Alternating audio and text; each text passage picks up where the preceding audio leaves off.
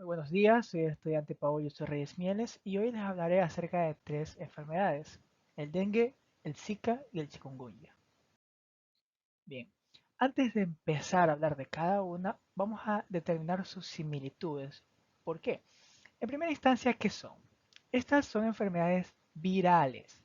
Todas son producidas por virus, de los cuales podemos destacar que todas son de tipo ARN. Además de que son enfermedades virales, son enfermedades vectoriales, es decir, necesitan un intermediario o un vector para poder ser transmitidas de un humano a otro.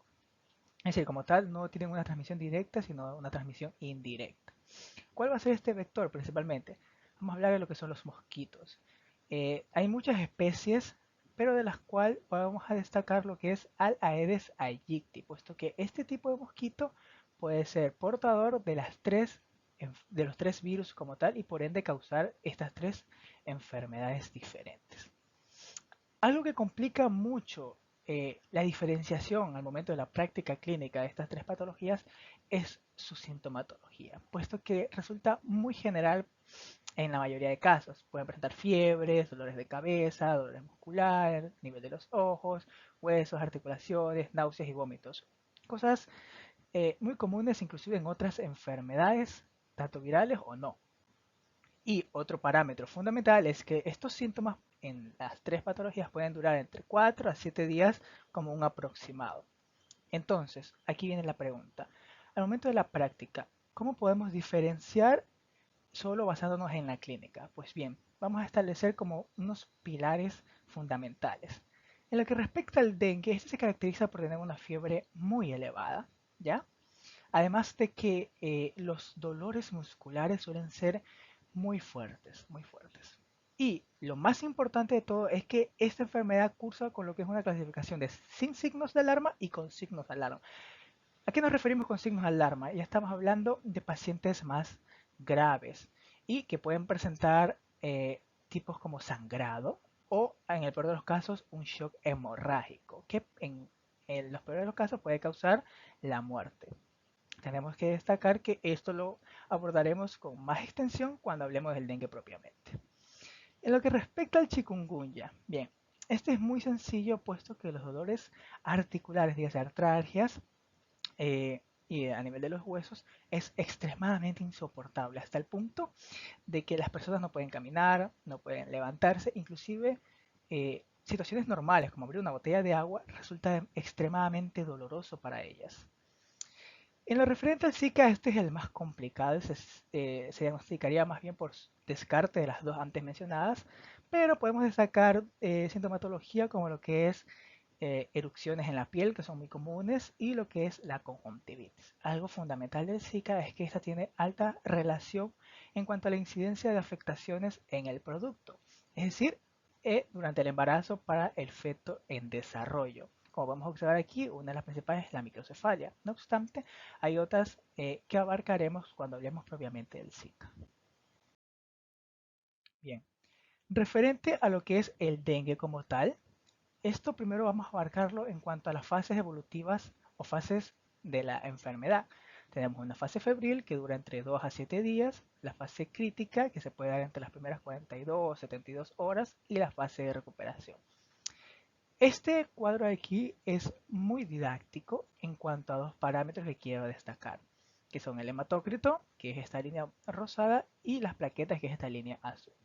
La fase febril es la fase inicial de la enfermedad. Es decir, tenemos un paciente que viene con fiebre, algunas molestias generales, el hematócrito va a estar normal, las plaquetas van a estar normal y no hay muchos de qué tratar.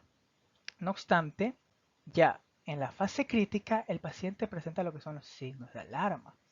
Dígase, un aumento, como podemos ver aquí en esta curva, un aumento del hematócrito y a su vez una disminución constante de los niveles de las plaquetas en plasma. Todo esto en conjunto puede ocasionar también lo que sería una falla orgánica y en el peor de los casos un shock hemorrágico. Esto se va a complementar cuando hablemos de los tratamientos y de la clasificación y manejo. Y finalmente tenemos lo que es la fase de recuperación. Bueno, como su nombre lo indica, ya es la parte final de la enfermedad. Los niveles de plaquetas vuelven a su estado normal. al igual que el hematócrito, el cual va disminuyendo para normalizarse. Ahora sí, lo que nos interesa, clasificación y manejo, entonces la práctica médica. Sin signos de alarma, lo que hablamos es un paciente con fiebre, vómitos, dolores musculares, entre otros. Con signos de alarma, este es a lo que a nosotros nos interesa, ¿ya? Es un paciente que ya puede presentar, como se le ha disminuido las plaquetas y el hematócrito ha aumentado, puede presentar un signo característico que es el sangrado de mucosas. Dígase la epístasis, que es como el principal signo que nosotros vamos a observar en cuanto al cuadro clínico. No obstante, hay otros como lo que es la hepatomegalia, vómitos persistentes, al momento de la palpación abdominal sienten mucho dolor, etc. Todos estos son signos de alarma. Y por último, el dengue grave. Este ya es, como su nombre lo indica, el peor de los casos que podemos encontrar. Ya es un paciente en shock, con distrés respiratorio, hemorragia severa y afectación orgánica grave. Inclusive el sistema nervioso puede presentar alteraciones del sensorio, como podemos observar en la imagen. Finalmente el tratamiento. Este lo vamos a dividir en tres etapas. Grupo A, grupo B y grupo C, en dependencia de la gravedad del paciente. El grupo A es el mejor paciente en cuanto a su dificultad, puesto que es un paciente que soporta la vía oral, o sea, simplemente hay que mandarlo a hidratarse constantemente y algún antipirético, dígase paracetamol, cada 6 u 8 horas para bajar la fiebre. El grupo B ya es un paciente que puede presentar uno o varios signos de alarma antes mencionados, por lo cual, en caso de que estos pacientes no sean capaces de soportar la vía oral, tenemos que abordar una hidratación mediante vía venosa, intravenosa. Se recomienda usar solución fisiológica al 0.9% o Ringer de lactato. Y finalmente tenemos el grupo C, que es el peor de los casos. Aquí ya el paciente muy posiblemente tenga un dengue grave. Entonces hay que iniciar con urgencia una oxigenoterapia y utilizar lo que son cristaloides para poder normalizar el volumen plasmático.